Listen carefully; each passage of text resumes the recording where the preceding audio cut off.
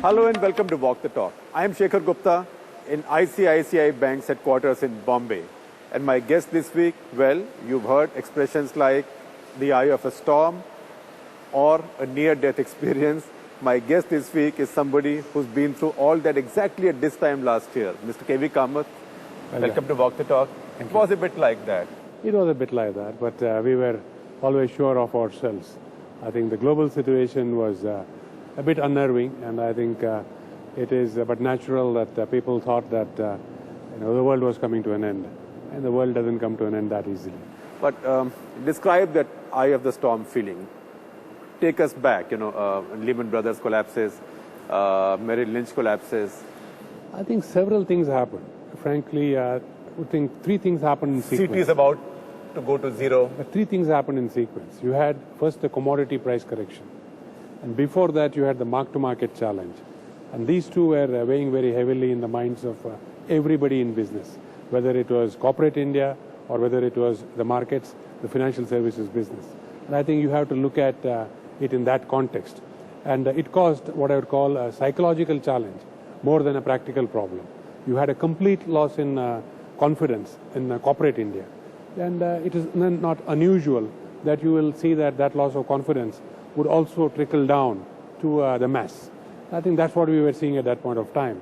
But I must say that the government acted at extreme speed, as it were, and made sure that systemic challenges did not surface. So I would give a lot of credit to the government for how much strain were you facing in this bank? Because your bank was in the eye of the storm as well. Yeah, practically, the way I looked at it, for a bank, you need 2 or 3 things to be in place if you are going to tide over any challenges. The first thing is, do you have adequate capital?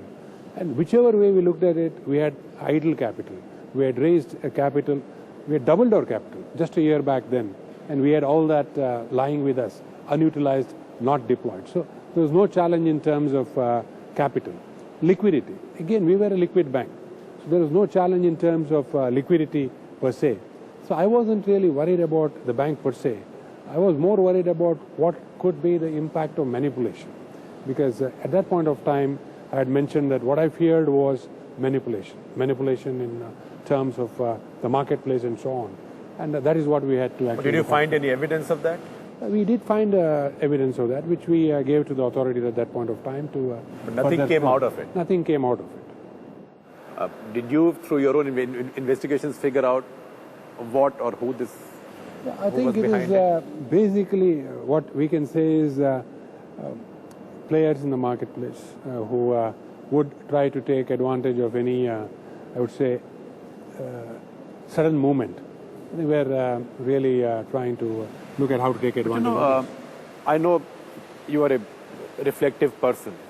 Did you reflect or introspect or debate internally as to why did ICICI Bank become the recipient of so much attention? I have done that. And the only conclusion I come to is, I think we basically set the change agenda. And when you set the change agenda, you are in the public eye. And I would think that for that reason, we have been always in the news. So this was another opportunity to take advantage of an institution which was in the news.